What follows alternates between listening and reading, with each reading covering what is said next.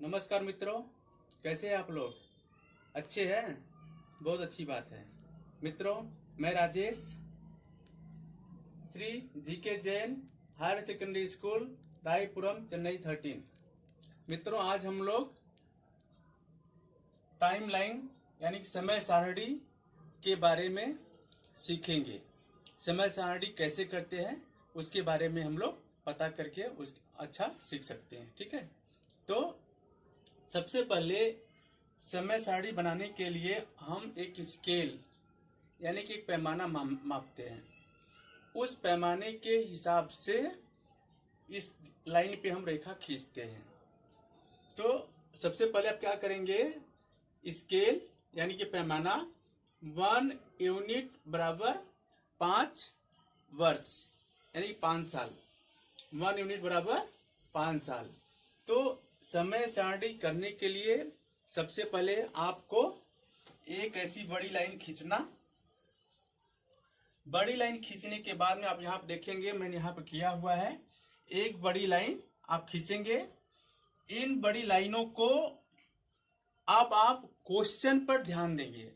जैसे कि मैंने आपको 5 क्वेश्चन दे रखा है। देखिए, पहला क्वेश्चन है 1900 से 1920। दूसरा क्वेश्चन है 1920 से 1940। तीसरा क्वेश्चन है 1910 से 1930। चौथा क्वेश्चन है 1930 से 1950 और पांचवा क्वेश्चन है 1880 से 1900। ये 5 क्वेश्चन हमने दे रखा है। ठीक है, तो अब आपने यहाँ पे 1 यूनिट बराबर 5 वर्ष आपने मान लिया है। तो आपका क्वेश्चन क्या है, 1900 से 1920 पहला क्वेश्चन। अब 1920 में कितने कॉलम है? अगर हम 1 यूनिट बराबर 5 वर्ष मान रहे हैं, मतलब हमको ये समझ में आ गया कि इस पूरे लाइन को हमको 4 भागों में डिवाइड करना है। 1900 से 1920 क्वेश्चन दिया हुआ है और आपने यहाँ पे माना है कि 1 यूनिट बराबर 5 वर्ष। ये स्केल आपने माना है। तो स्केल के हिसाब से 20 वर्ष में कितने भाग कर सकते हैं आप? 5 4 जा 20।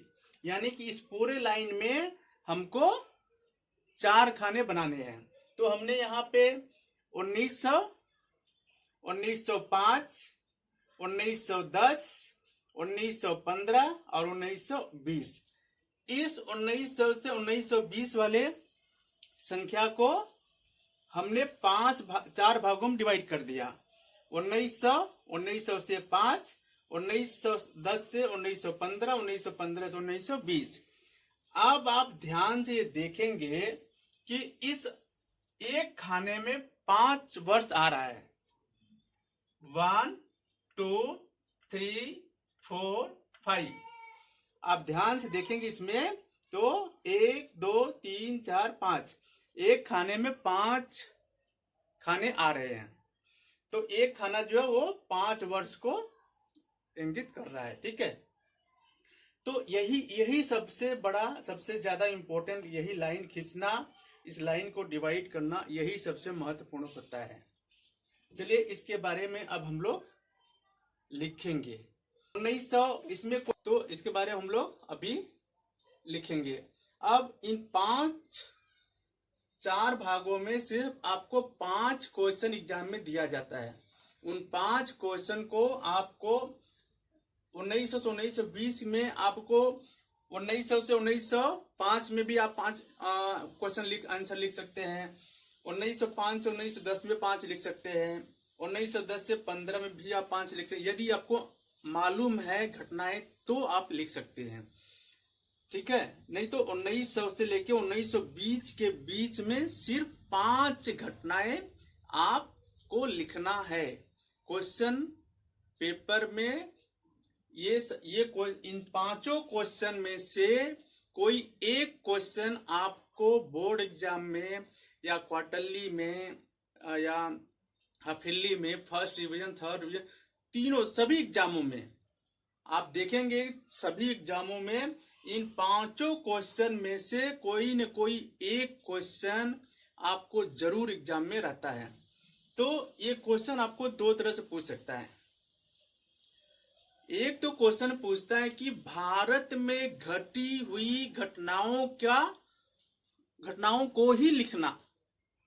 जब ऐसा आपको बाध्य कर देता है क्वेश्चन में, तो भारत में कोई ऐसी 5 घटना घटी हो जो इस क्वेश्चन के अंतर्गत आता हो, सिर्फ आपको वही लिखना है। विश्व स्तर में जो घटनाएं घटी वो आपको नहीं लिखना है। जैसे प्रथम विश्व युद्ध क्या यूरोप में हुआ, वो घटना जो है वो भारत में नहीं घटी है। तो उस क्वेश्चन के हिसाब से उसको आप यहाँ पर 1914 जो है आप यहाँ पे नहीं लिख सकते हैं। यदि लिखते हैं तो क्वेश्चन आपका गलत हो जाएगा। ठीक है, यदि ये क्वेश्चन को बाउंडेशन नहीं करता है कि भारत में घटी हुई, यदि ऐसा क्वेश्चन नहीं है, किन्हीं 5 प्रमुख घटनाओं का वर्णन करो। किन्हीं 5, देखिए क्वेश्चन को ध्यान दीजिए आप। भारत में घटी हुई किन्हीं 5 प्रमुख घटनाओं का वर्णन कीजिए, ये एक क्वेश्चन है। दूसरा क्वेश्चन है किन्हीं 5 प्रमुख घटनाओं का वर्णन कीजिए। देखिए इस वाले क्वेश्चन में भारत का नाम नहीं आया है। जब भारत का नाम नहीं आया है इस घटना में, तो विश्व स्तर पर कोई 5 घटनाओं को आप लिख सकते हैं, कोई बाउंडेशन नहीं है।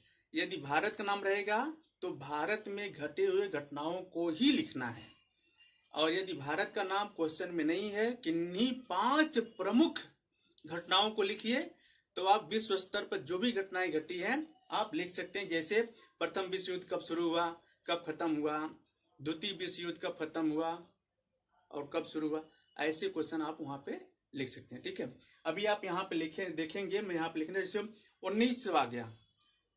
1900 में क्या हुआ था, अब बता सकते हैं, हम लोग पढ़ चुके हैं। नहीं समझ में है, ठीक है, चलो मैं बता देता। ठीक है, 1900 में क्या हुआ था, साम्राज्यवाद का अंत।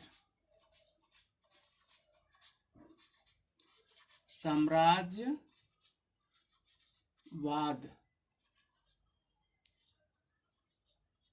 का अंत, ये हमने फर्स्ट में लिख दिया। ठीक है, दूसरा क्या हुआ था, 1905 में क्या हुआ था, बता सकते हैं? नहीं, 1905 में बंगाल का विभाजन। चलो ये लिख देते हैं, 1905 में बंगाल का विभाजन। ये समझ में आ गया आपको? चलो ओके। 1906 में क्या हुआ था, मुस्लिम लीग की स्थापना। क्या हुआ था,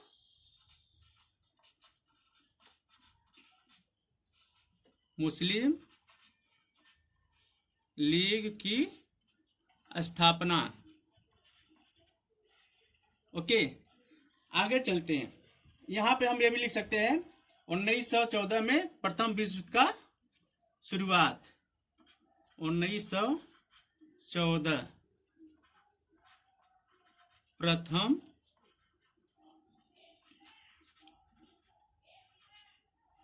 विश्व युद्ध प्रारंभ।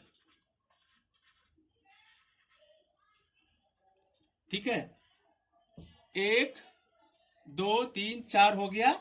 एक और आपको लिखना है, यहां पर हम लिख सकते हैं 1918 में प्रथम विश्व युद्ध का अंत। लिख देते हैं 1918 में प्रथम विश्व युद्ध का अंत। ओके, और आप इसमें 1920 में आप लिख सकते हैं असहयोग आंदोलन। तो जो भी घटना इस 1900 से लेके 1920 के अंदर, यानी कि 20 साल के अंदर, किन्हीं 5 प्रमुख घटनाओं को आप ऐसे लिख सकते हैं, जैसा कि अभी हमने आपको यहाँ पे लिख के बताया है। ठीक है, ओके, अब आके इसको हम समझ लेते हैं। ठीक है, अब आप ये 1920 से 1940 में देखिए, मैंने 5 घटना लिखा है। 1922 में क्या हुआ, रोम पर मुसोलिनी मार्च। ठीक है, 1927 में क्या हुआ था, पार्टी। अब नेक्स्ट है 1929 महामंदी। प्रथम विश्व युद्ध के बाद जो है पूरे विश्व में महामंदी का दौर चला था, उसको हमने 1929 से दिखाया है। ठीक है, अगला है 1933 में हिटलर जर्मनी का चांसलर बना। लास्ट है 1935 में रोम पर मुसोलिनी का मार्च। इस 20 साल में हमने ये 5 प्रमुख घटनाओं को हमने दिखाया है। ठीक ऐसे जो दूसरा क्वेश्चन आपका है 1910 से 1930, 1910 से 1930 के बीच में किन्हीं 5 प्रमुख घटना को आपको लिखना है। ये सब आपको याद करना पड़ेगा। याद करके समझे रहेंगे तभी आप एग्जाम में अच्छा से लिख सकते हैं, अन्यथा आप गलत कर सकते हैं। इसमें आप देख सकते हैं 1910, इस लाइन को मैंने भी क्या है 5 भागों में डिवाइड कर रखा है। 1910 से 1915, 1915 से 1920, 1920 से 1925, 1925 से 1930।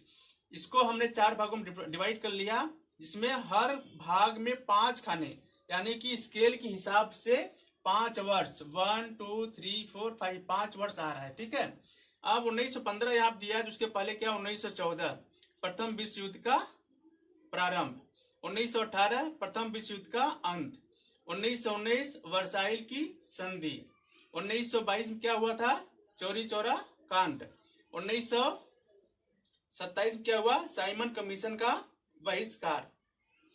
समझ में आ गया मित्रों। ठीक ऐसे 1930 से 1950 की घटना को आप भी ऐसे लिख सकते हैं। लाइन को पहले इसमें देख कितने साल आ रहे हैं, 30 से 50 मतलब 20 साल आ रहे हैं।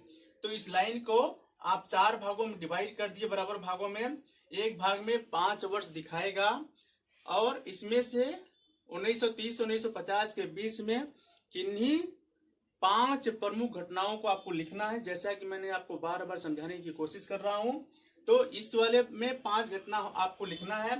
प्रथम घटना मैंने क्या लिखा है 1939 में द्वितीय विश्व युद्ध का अंत, द्वितीय विश्व युद्ध का प्रारंभ। द्वितीय विश्व युद्ध जो है 1945 में अंत हुआ था, खत्म हुआ था। स्टार्ट जो हुआ था वह 1939 में शुरू हुआ था। 1940 में क्या हुआ था बर्लिन का युद्ध शुरू हुआ था। 1941 में पर्ल हार्बर दुर्घटना हुआ था। 1942 में स्टालियर का युद्ध हुआ था और 1945 में जो हुआ था द्वितीय विश्व युद्ध का अंत हुआ था। तो इसमें बीच में जरूरी नहीं कि जो मैंने लिखा है आप वही लिखें, आप इसके बीच में कोई दूसरी घटना भी आपको याद है तो आप उसको अच्छी तरह से लिख सकते हैं। ठीक है, और मित्रों एक बात और आपको ध्यान देने की आवश्यकता है, जब आप एग्जाम में आंसर शीट पर जब आप समय सारणी करते हैं तो समय सारणी करते समय सबसे पहले आप क्वेश्चन नंबर जरूर लिखिए, क्योंकि जब आप लिखना शुरू कर देते हैं तो क्वेश्चन नंबर आप भूल जाते हैं और जब भी एग्जामिनर आंसर ये चेक करता है तो उसको पता नहीं चल पाता है कि कौन सा क्वेश्चन नंबर है। ठीक है, इसलिए कोई भी आंसर लिखने से पहले सबसे पहले वो कौन सा क्वेश्चन का नंबर है वो क्वेश्चन आप अपने आंसर शीट में पहले लिख लीजिए, इसके बाद ये शुरू कीजिए। ठीक है, शुरू करने से पहले क्या करना है आपको, सबसे पहले स्केल आपको मान लेना है। आप 1 यूनिट बराबर 10 साल भी मान सकते हैं, लेकिन उसमें आपको थोड़ा समस्या हो सकता है, आप लिखने से थोड़ा गलती होने की संभावना ज्यादा होती है। इसलिए मेरे समझ से आप अगर 1 यूनिट में 5 वर्ष मानेंगे तो बहुत अच्छा रहेगा। ठीक है, मान करके एक लाइन खींचना है, उस लाइन को 4 बराबर भागों में बांटना है, उन 4 बराबर भागों में 4 लाइन खींच के 5 वर्ष करना है। अब मुझे लगता है कि आपको ये समय सारणी बहुत अच्छी तरह से समझ में आ गया होगा, आप अच्छा से कर सकते हैं। मित्रों फिर भी कोई डाउट है तो आप मुझे किसी माध्यम से बताएंगे तो आप उसको मैं और आपका डाउट क्लियर कर सकता हूं। तब तक इतना ही, धन्यवाद।